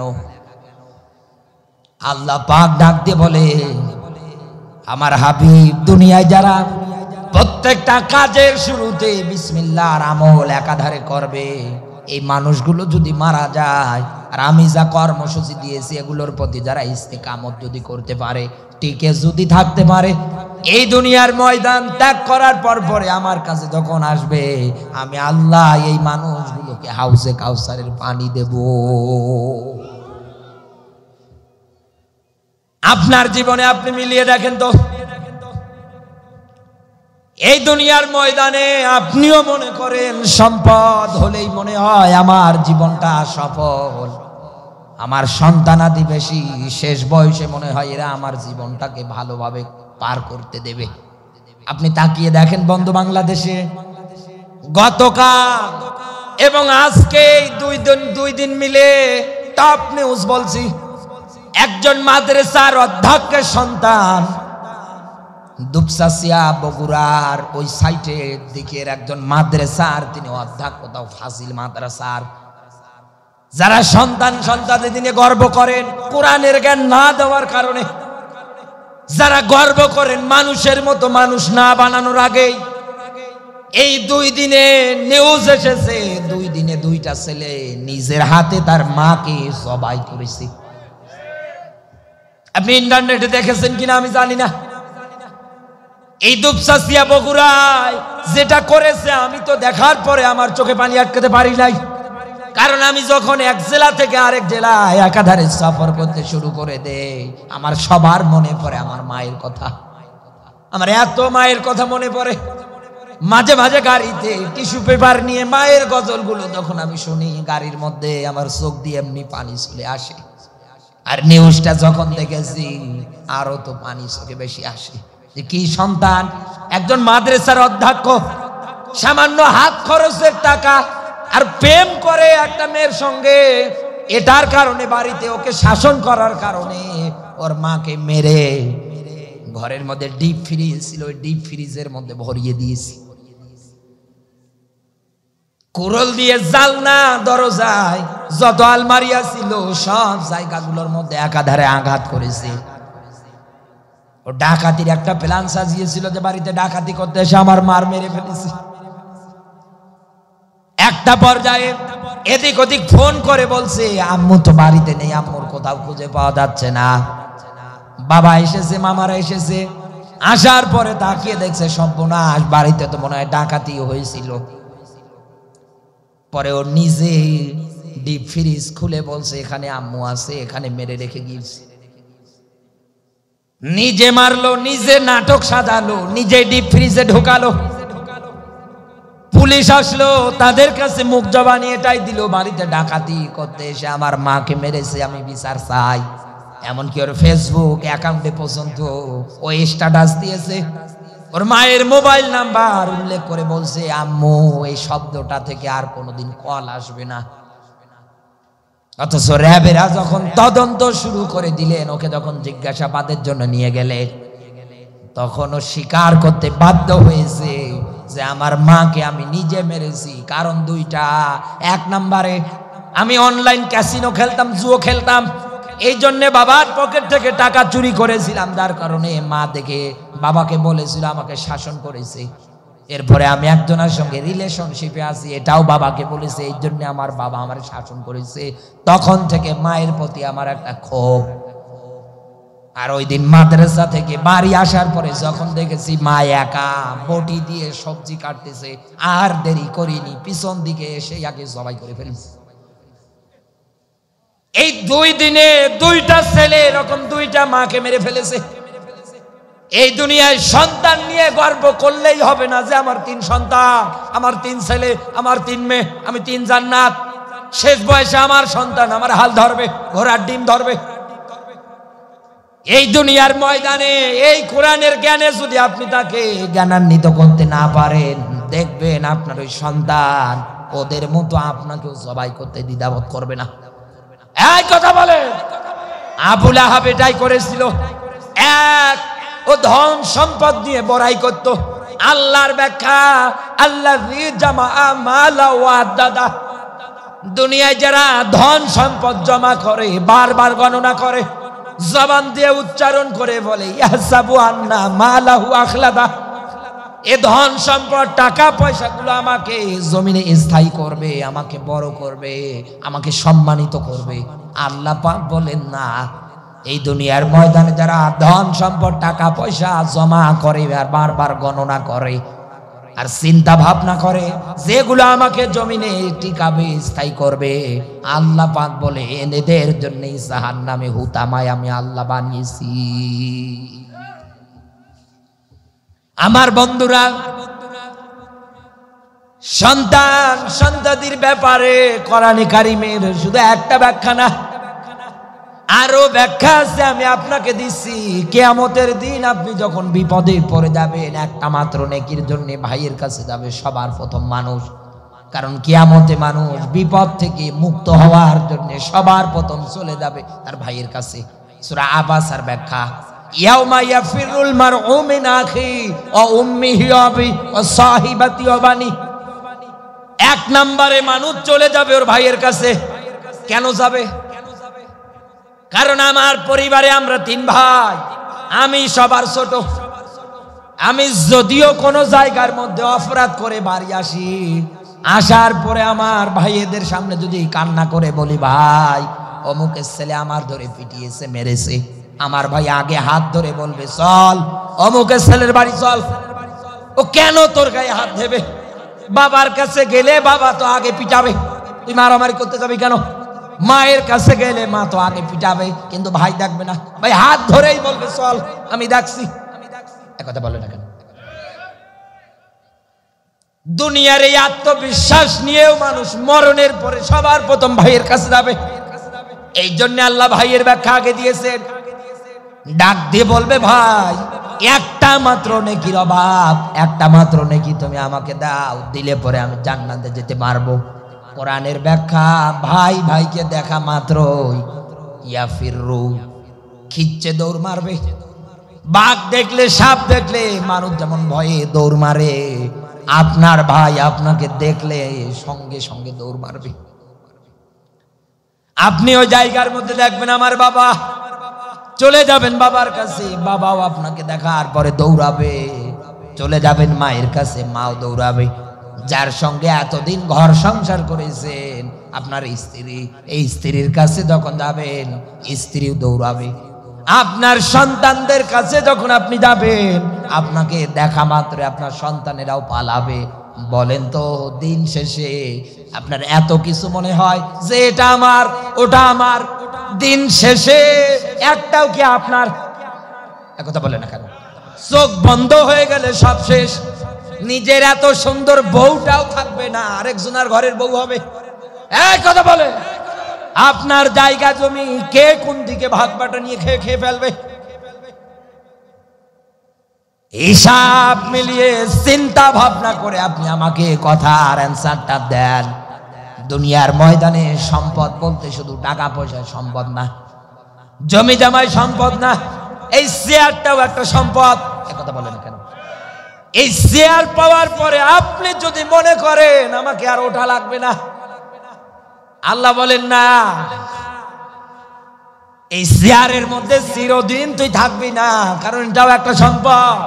এখানে একটু আগে তৃতীয় বক্তা বসেছিল, 1 ঘন্টা পরে তৃতীয় বক্তা উঠে গিয়েছে, কথা বলে না কেন? এরপরে এসেছে দ্বিতীয় বক্তা, 10টা অবধি পর্যন্ত বসেছিল। এরপরে আমি বসলাম, এরপরে আমি 12টা বাজলেই চেয়ার আমারে বারবারে ডাক দিয়ে বল, বিপ্লবী আর বসা যাবে না, এই চেয়ার তো ফাঁকায় পড়ে থাকবে। কথা বলেন না কেন? এই জমিনের ময়দানে রাজত্ব আপনার চলবে না, সব জায়গায় রাজত্ব কার? আরো জোরে বলেন। এই জন্যই তো মালিক বলে আলালাহুল খুলক ওয়াল আম। এই জমিনের ময়দানে সৃষ্টি যার, আইন চলবে শুধু তার। কিন্তু আমরা আল্লাহর আইন চলতে দেই না। আল্লাহর আইনের কথা বললে আমরা ঝামেলা বাঁধিয়ে দেই, মারামারি বাঁধিয়ে দেই। কুড়িগ্রামের মুসলমানেরা 3 নাম্বার কারণ এই দুনিয়ার ময়দানে আবু লাহাব ধ্বংসের পিছনে দিনের দাওয়াত নবীজি যখন যেখানে দিতে গিয়েছে ওই জায়গায় গিয়ে বাধা দেওয়ার চেষ্টা করেছে। নবীজিকে বলতো মাজনুন, পাগল, ওনার কাছে যাবেন না, ও পাগল, ও নির্বংশ, লেজ কাটা। একথা বলে না কেন? আল্লাহ সূরা কাউসারের 3 নাম্বার আয়াতে, একেবারে কোরআনের ছোট আয়াত, ছোট সূরা, এই ছোট সূরার 3 নাম্বার আয়াতে আমার আল্লাহ পাক জবাব দিয়ে বলছে, নবী আপনি নির্বংশ না, যারা আপনাকে নির্বংশ লেজ কাটা বলে তারাই তো জমিনে নির্বংশ। কথা বলে না কেন? এই কথাটার প্রেক্ষিতে এইরকম। তাম দুনিয়া মিলিয়ে দেখেন আর মুহাম্মাদুর রাসূলুল্লাহ সাল্লাল্লাহু আলাইহি ওয়াসাল্লামের অনুসারী আছে না নেই? বলেন বলেন, অনুসারীরা নেই? নবী মুহাম্মাদুর রাসূলুল্লাহ নাম শুনলেই আমরা জবান দিয়ে সবাই বলি সাল্লাল্লাহু আলাইহি ওয়াসাল্লাম। কিন্তু আবু লাহাবের, আবু জাহেলের, নমরুদ, ফেরাউনের, হামান, কারুনের, এসব জালেমদের কারো নাম শুনলে কি দোয়া করে? হ্যাঁ, কেউ কি দোয়া করে? মানুষ এদের নাম শোনা মাত্রই গালি দেয়। এই কথা বলে। কিন্তু নবীজি, নবীর সাহাবী যারা ছিল, যারা ঈমান এনেছিল, এদের নাম শোনা মাত্রই দোয়া করে। হজ যারা করেছেন আপনারা জানেন, আবু জাহেলের বাড়িটাও কিন্তু আর যেমন তেমন বাড়ি নেই, আগের মতো। যে দেখেন ইন্টারন্যাশনাল পায়খানা, যত হাসি যায় টাকা পয়সা খরচ করে তারা সবাই জায়গায় পায়খানা করে, প্রসাব করে। আল্লাহ একেবারে পচিয়ে দিয়েছে। দুনিয়ায় আপনি আলেম ওলামাদেরকে যদি নির্বংশ লেজ কাটা বলে গালি দেন, উল্টা পাল্টা বলে গালি দেন, আপনার নামেও একদিন মানুষ শুনবে আর গালি দেবে। কিন্তু আলেমদের নাম শুনলেই মানুষ দোয়া করবে। কোরআনের পাখির নাম শুনলেই অন্তর থেকে মানুষ দোয়া করে। এই কথা বলে। এই হাসিনার নাম শুনলে কেউ দোয়া করে? আমরা দেখি নাই? ওনার বাবা স্বাধীনতার স্থপতি। এই আপনাদের এদিকের কোন যেন এক এমপি দোয়া করছে, আল্লাহ বঙ্গবন্ধু সহকারে তার পরিবারকে 1975 সালের 15ই আগস্ট যারা গুলি করে মেরেছে, হত্যা করে মেরেছে, আল্লাহ তাদেরকে তুমি জাহান্নামের ভালো জায়গায় জায়গা করে দাও। ও জাহান্নামের ভালো জায়গা পেয়েছে কোথায় বলেন তো? ইন্না জাহান্নামা কানাত মিরসাদা, জাহান্নাম হচ্ছে একটা ফাঁদ। একথা বলেন না কেন? জাহান্নাম একটা কি?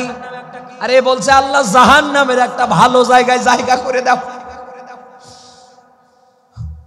কি বলবো, এ বাংলাদেশে এতদিন আমরা এদের নেতৃত্ব মানলাম, না মাইনে তো উপায় নেই। একথা বলে না কেন? দোয়াও করতে পারে না, বলছে আল্লাহ জাহান্নামের ভালো জায়গায় জায়গা করে দাও। আরে বেটা, জাহান্নামে কি ভালো জায়গা আছে? ওখানে তো শুধু আযাব আর আযাব। কি বলবো, কিছু বলারও ছিল না। যদি প্রতিবাদ করতে যাইতেন এ বিষয়ে, তখন আপনাকে রাজাকার হামকি ধুমকি দিয়ে বাড়ির থেকে গুম করে মিথ্যা একটা মামলার নাটক সাজিয়ে আপনাকে দুনিয়ার থেকে উৎখাত করে দিত। আপনার পরিবার, আপনার অধীনস্থ, আপনার মা বাবা কেউ জানতো না আপনি এখন কোথায় আছেন। একথা বলে না কেন? আমি কি ভুল বলছি? আরো এরকম কত দোয়া করেছে, এক একজন এক এক দোয়া করেছে। আল্লাহ বলেন, বান্দা তুই এদের জন্য আমার কাছে ভালো দোয়া চাইস না, আমি তোর মুখ দিয়ে ভালো দোয়া বের করবো না, কারণ এরা যা করেছে মানুষের সঙ্গে, এক কথা বলে না কেন, এদের জন্য ভালো দোয়া বের করবে আল্লাহ মুখ দিয়ে? কোশ্চিন কালেও বের হবে না। আবু লাহাবের নাম শুনলে এখন মানুষ গালি দেয়, শুধু নবীর বিরুদ্ধে চারণ করার কারণে। তামাম দুনিয়ায় আজও যদি আবু লাহাবের ওই ক্যাটাগরি আপনার ভিতরে থাকে, আপনারও নাম শুনলেই মানুষ বলবে এটা ওইটা ওইটা ওইটা। এই কথা বলে। আমরা কয়টা কারণ বলেছিলাম? বলেন বলেন। আবু লাহাব দুনিয়ায় ধ্বংসের পিছনে কারণ কয়টা? 4টা। কয়টা? আমি বলেছি কয়টা? 3টা। 4 নাম্বার, একেবারে শেষ পয়েন্ট, এদিকে তাকান। 4 নাম্বার, এই দুনিয়ার ময়দানে আত্মীয়তার সম্পর্ক যদিও আপনার হয় যে আমার রক্তীয় এটা ইনি হয়, ওটা উনি হয়, লাভ নেই। কারণ আমরা জানি বিশ্বনবী এই আবু লাহাবের নিজের চাচা, এক কথা বলে না কেন, আর আবু জাহেল ছিল পাড়া প্রতিবেশী চাচা। এই আবু লাহাব নিজের চাচা, রক্তীয় চাচা,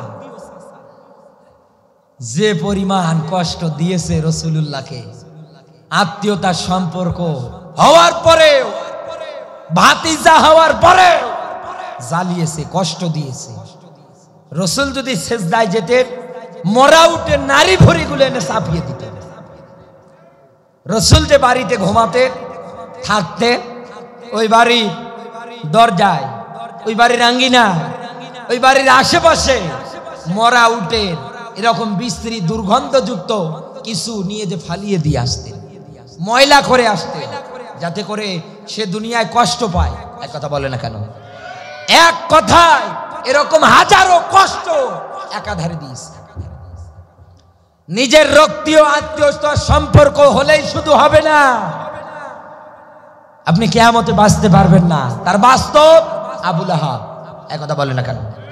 বাঁচতে পারিছে? পারবে?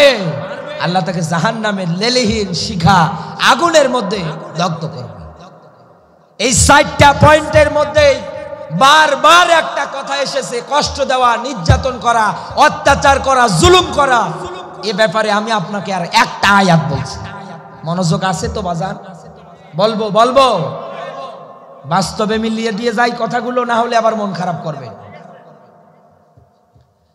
আল্লাহ পাক বলেন, ইন্নাল্লাযীনা ফাতানুল মুমিনিনা ওয়াল মুমিনাত। বলেন আল্লাহু আকবার। সূরা বুরুজ 85 নাম্বার সূরা, 30 নাম্বার পারা, 1ম নাম্বার রুকুর 10 নাম্বার আয়াতে কারিমার ব্যাখ্যা বলছি আপনার মাঝে। এবার এতক্ষণ আমি যেহেতু বারবার আপনাকে এই পয়েন্টগুলো নিয়ে বলেছি, আল্লাহ পাক বলেন, ইন্না মানে নিশ্চয়, আল্লাযী অতঃপর যারা, ফাতানু বিপদে ফেলাবে, কষ্ট দেবে। এখানে আলেম আছে যারা জিজ্ঞাসা করেন আল্লাহর ব্যাখ্যা, সুম্মা লাম ইয়াতুবু, বিপদ আর কষ্টের ব্যাখ্যা দেওয়ার পরে আমার আল্লাহ তাওবার ব্যাখ্যাটাই জায়গায় দিয়েছেন। তার আগে আমার আল্লাহ পাক উল্লেখ করে দিয়েছেন দুনিয়ায় কাদেরকে বিপদ দেবে, কাদেরকে কষ্ট দেবে এই মানুষগুলো। আল্লাহর কোরআনের ব্যাখ্যা, মুমিন শব্দটা পুরুষবাচক।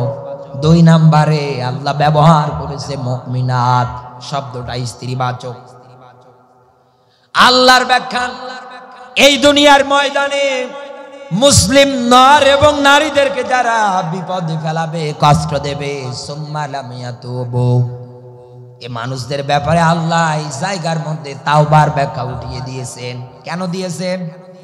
কারণ এই পৃথিবীর ময়দানে হক 2 প্রকার। 1 নাম্বার হক হচ্ছে আমার আল্লাহর। কার হক? হকুল্লাহ। এ হক কার? আল্লাহর হক। নামাজ পড়া, রোজা রাখা, হজ করা, রমজান মাস আসলে রোজা রাখা, এরকম যত দিক আছে এই হক গুলো আমার আল্লাহর। কোন বান্দাকে আল্লাহ মরণের পরে সামনে দাঁড় করিয়ে ডাক দিয়ে যদি বলে, আব্দুল্লাহ দুনিয়ায় তুমি আমার হক আদায় করেন, তো কি হয়েছে, আমি আল্লাহ তোমার ইচ্ছা করে মাফ করে দিলাম। আমার আল্লাহর কি কারো কাছে কৈফিয়ত দেওয়া লাগবে? সবাই বলা লাগবে। কারো কাছে কি কোনো দিক দিয়ে জবাবদিহিতা করা লাগবে? আল্লাহর হক আল্লাহ ইচ্ছা করলে মাফ করবে। কিন্তু আরেকটা হক হচ্ছে বান্দার। আপনি তো আপনার এই হাত দিয়ে, আপনার জবান দিয়ে, আপনার সম্পদ আদি টাকা পয়সা দিয়ে বিভিন্ন দিক দিয়ে আপনি বিভিন্ন মানুষের হক নষ্ট করেছেন। এই বান্দার হক বান্দা যতক্ষণ মাফ করবে না ততক্ষণ আমার আল্লাহ মাফ করবে না। বান্দার হক বান্দা না মাফ করলে মাফ করবে না কে? যত বড় আলেম আছে নিয়ে গিয়ে জিজ্ঞাসা করেন, একই তথ্য দেবে আপনাকে। কারণ আল্লাহর হক এটা আল্লাহর কাছে। আল্লাহ বলেন আমি ইচ্ছা করলেই মাফ করে দেব। কিন্তু দুনিয়ার ময়দানে বান্দার যেটা হক ছিল এটা যদি কেউ আদায় না করে, এটাতে কেউ যদি বাধা দেয়, তাহলে এই বান্দা যতক্ষণ মাফ করবে না ততক্ষণ মাফ করবে না কে? আরো জোরে বলেন। 14টা বছর কোরআনের পাখিকে আপনি কোরআনের ময়দান থেকে দূরে রাখলেন, কোরআন প্রচার করতে দিলেন না, পরিবার থেকে আলাদা করে রাখলেন, সন্তান আদিদের কাছ থেকে আলাদা করে রাখলেন। এই প্যারেড ময়দানে কোরআনের পাখি চট্টগ্রামের এই ময়দান টানা 5 দিন কোরআন থেকে একাধারে কথা বলতেন। সেই প্যারেড ময়দানে আবারও কোরআনের ময়দান সাজানো হবে। ডক্টর মিজানুর রহমান আজহারি ভাই প্রধান আলোচক, মুফতি আমির হামদা ভাই, কামরুল ইসলাম সাইদ আনসারি, এরকম যুগ বিখ্যাত বড় বড় আলেম ওলামা যারা আছে তাদের নাম পোস্টারে এসেছে। একটা বিষয় লক্ষ্য করলাম, এই প্যারেড ময়দানেই তো আমাদের কোরআনের বাকি টানা 5 দিন তাফসীর করতে। কোরআনের ময়দান থেকে আপনি তাকে 1টা 2টা বছর না 14টা বছর একাধারে কারাগারে আটকালেন। এদেশের মানুষদের কি হক ছিল না তার কণ্ঠে কোরআন শোনার? কথা বলেন না কেন? আপনি তো হক আদায় করতে দিলেন না। তার সন্তানেরা এই পোস্টারটা দেখার পরে হাউমাউ করে কাঁদছে। প্যারেড ময়দান রয়ে গিয়েছে, শুধু আমার বাবা নেই। কোরআনের পাখিটাকে তো আপনি ষড়যন্ত্র করে বিদায় করে দিলেন। যদি কোরআনের পাখি দুনিয়ায় বেঁচে থাকতেন, তার জীবনের স্বপ্ন ছিল কাবা ঘর আরেকবার তাওয়াফ করবে, আরেকবার নবীজির রওজা মদিনা জিয়ারত করবে, তিনি আরেকবার কোরআনের ময়দানে ফিরতে চেয়েছিলেন। তার যে আকাঙ্ক্ষা, ইচ্ছা, আশা ছিল, আপনি তো আদায় করতে দিলেন না। এই যে বান্দার জীবন থেকে আপনি 14 বছরের মতো একটা হক নষ্ট করে ফেললেন, এই বান্দারা যতক্ষণ মাফ করবে না ততক্ষণ আমার আল্লাহ মাফ করবে না। না না না, কোনোদিনও মাফ করবে না। আপনি আমাকেও যদি কষ্ট দেন, আমি যদি কষ্ট পেয়ে থাকি, আমার হকের ক্ষেত্রে আমি যতদিন মাফ করব না আমার আল্লাহ মাফ করবে না। এমনকি আপনার পরিবার অধীনস্থের ক্ষেত্রে, আপনার জায়গা জমি ভাগ বটোয়ার ক্ষেত্রে, আপনার মেয়ের নামে যে অধিকার ইসলাম সম্পদ দিয়েছে হক ওর, এটা আপনি আদায় না করে আপনার ছেলের নামে যদি শুধু লিখে দেন, মেয়ের হক আদায় করলেন না। ও পিতা যারা বসে আছেন, আপনাকে আমি বলছি, এই মেয়ের হক যদি আপনি আদায় না করেন জায়গা জমির ক্ষেত্রে, এই মেয়ে যতদিন মাফ করবে না ততদিন আল্লাহ মাফ করবে না। আর এই বাংলাদেশে অধিকাংশ মা বাবা মেয়ের এই হক আদায় না করে কাবা ঘরের গিলাফ ধরে কাঁদছে। এক কথা বলে না কেন? কাবা ঘরের গিলাফ ধরে একাধারে হাউমাউ করে কাঁদছে, আর মাকে ডাক দিয়ে বলছে, মা তোর জন্য দোয়া করব, তুই দুধে ভাতে খাস। টাটকা শয়তান, এই কথা বলে। আল্লাহ বলছেন ওর হক যেটা ওকে দে, আপনি ওর হক আদায় করলেন না। আল্লাহর ব্যাখ্যা আপনার ব্যাপারে, সুম্মা লাম ইয়াতুবু ফালাহুম আযাবু জাহান্নাম। এদের জন্য আমি আল্লাহ জাহান্নামের মধ্যে যন্ত্রণাদায়ক শাস্তি, কঠিনতম শাস্তির ব্যবস্থা করেছি। শেষের শব্দ হারিক, একেবারে কঠিনতম যন্ত্রণাদায়ক জায়গার মধ্যে, আগুনের মধ্যে আমি আল্লাহকে জ্বালাবো। এ কথা কার? আরো জোরে বলেন কার? এতদিনে আপনার হাতের দ্বারা, আপনার জবানের দ্বারা, আপনার কর্মের দ্বারা এরকম যদি কোনো কাজ হয়ে থাকে, চিন্তা ভাবনা করে দেখেন, আপনি কি জান্নাত পাওয়ার যোগ্য?